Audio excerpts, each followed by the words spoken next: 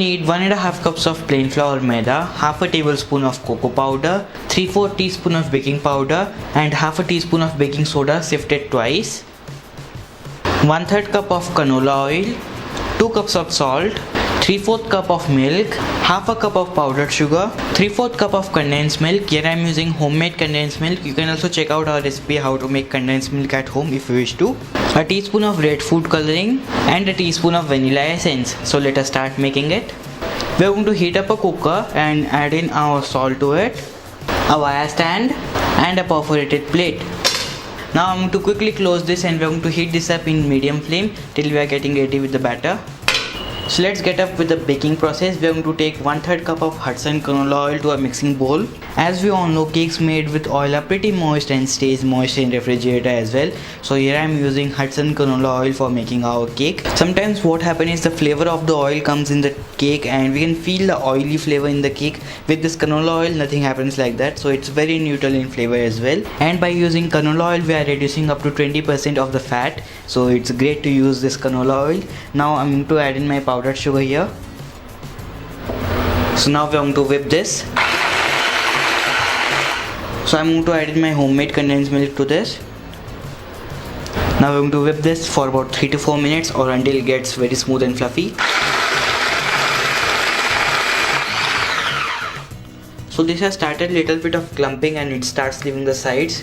At that point we're going to add in half of our milk and the vanilla essence. Now in low speed we are going to whip this for about a minute or two. So it looks gorgeous to me. Now I'm going to add in half of my plain flour mixture, actually our dry flour mixture, and whip this in low speed.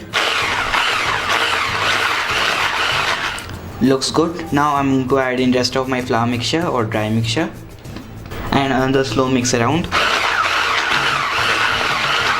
So this looks perfectly mild chocolate cake batter. Now I'm going to add in my red food color to the milk. I prefer using dry food coloring instead of liquid one over here. Give this a gentle stir and be careful, otherwise it may splash and this can be pretty colorful. So to the cake batter I'm going to add in rest of my milk and color mixture. Now ideally this will be an ideal choice to use a spatula, but I'm going to just go with this machine once again.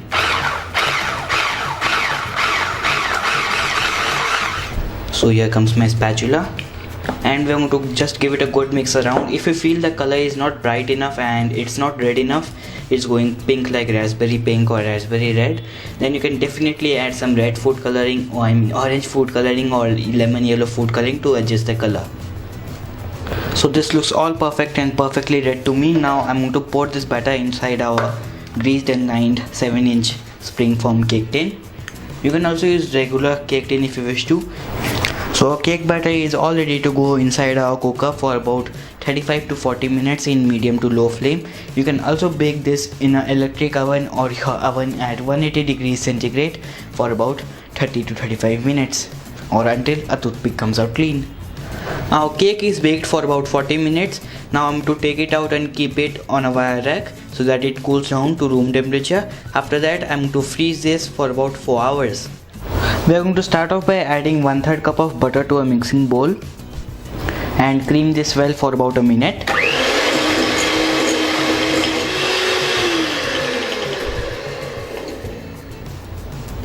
So our butter is all fluffy and perfect. Now we are going to add in little bit of powdered sugar. In total we are going to add about 1.5 cups of powdered sugar. You can also use icing sugar, but I have freshly powdered some sugar right now. We are going to add about 1/3 of a cup at a time and we are going to whip this well.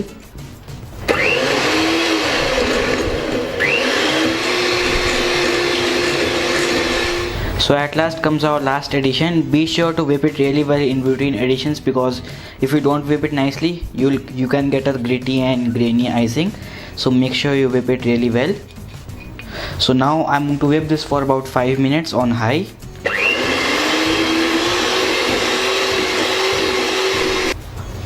Also scrape down the sides in between so that everything gets involved. I'm going to add little bit of vanilla to it, about half a teaspoon or so. Now I'm going to whip this for about 5 minutes.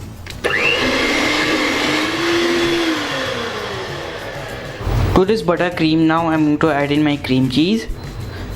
You can check out our video how to make cream cheese at home if you wish to. And we're going to whip this for about 3 to 4 minutes.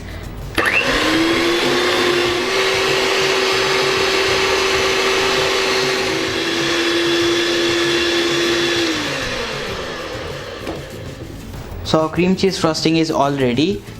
If you want to use only this frosting, you can directly apply it on the cake and use it. I like to make it a little more creamier, fluffier and delicious. So I'm going to whip about 2 cups of whipping cream to stiff peaks. I'm going to add a dollop of whipped cream to this so that it gets light. Otherwise, if you add all at once, it will all get mellowed down. So I'm going to add a little bit of it and give it a good whiz around.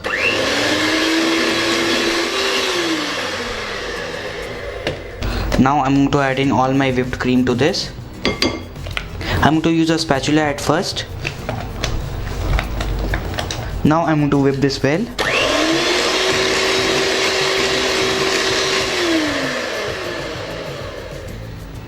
So our frosting is already stiff and perfect. Now let's slice up the cake. So our cake is frozen for about 4 hours and then I have kept it out for about an hour so that it comes down a little bit to room temperature kind of thing.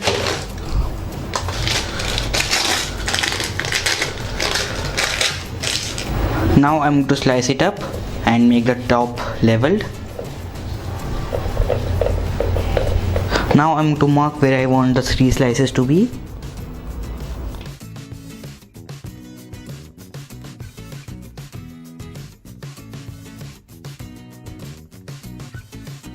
So I've made the 3 slices. If you wish to get rid of this little bit brown edges, you can definitely get rid of this because we want a red velvet and not a brown velvet. So I'm just trim off about ½ inch of this. You can use the excess bits in cake pops or puddings or whatever you wish for. So to the turntable, I'm going to apply a little bit of our cream cheese frosting and place our bottommost layer here. Now I'm going to smear sugar syrup on top of this. And then our frosting.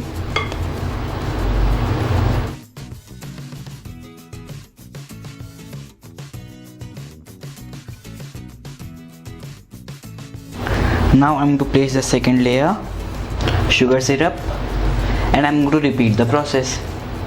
So our cake is assembled. Now we're going to do a crumb coat, which will cover up all the crumbs and all the empty areas which has no filling or our frosting. So slowly we are going to turn this around. So basically how it works is you take a long spatula, an angled palette knife or a palette knife, and keep it in an angle straight up and move it around. So sides are pretty much done. Now we are going to cover the top. Usually we start with the top, but as this is frosting, I started with the sides. So our crumb coat is ready. Now this goes into the freezer for about 30 minutes and then we are going to do the final icing. So our crumb coat is set. Now we are going to make the final icing. So I'm going to place a big dollop of this frosting on the top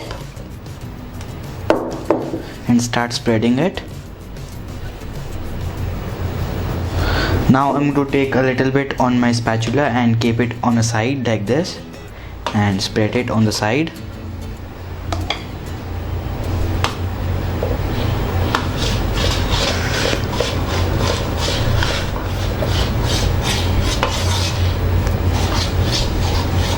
Things can get pretty messy with this icing, so you can scrape the excess like this.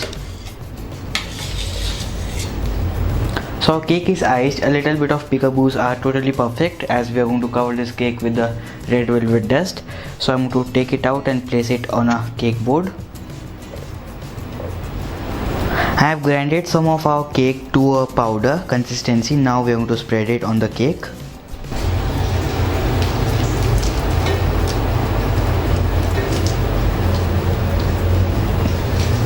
Now I'm going to blow some air to it so that the excessive get out.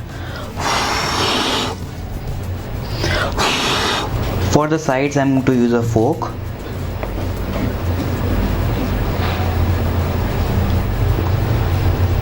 For making the two-tone icing, you would need some of your cream or whipped cream. Here I'm using whipped cream as I'm out of the cream cheese frosting right now, as I used all of them in the cupcakes. So I'm going to color this with some color. Liquid food color is preferable. Here I'm using rose pink. You would also need a piping bag with a large star tip. Now I'm going to take the colored whipped cream and place this in one side of the piping bag, going all the way around, all the way down I mean. Make sure you're not touching the other edge, try to be in the one line. So something like that. Now I'm going to take the white whipped cream, I mean plain whipped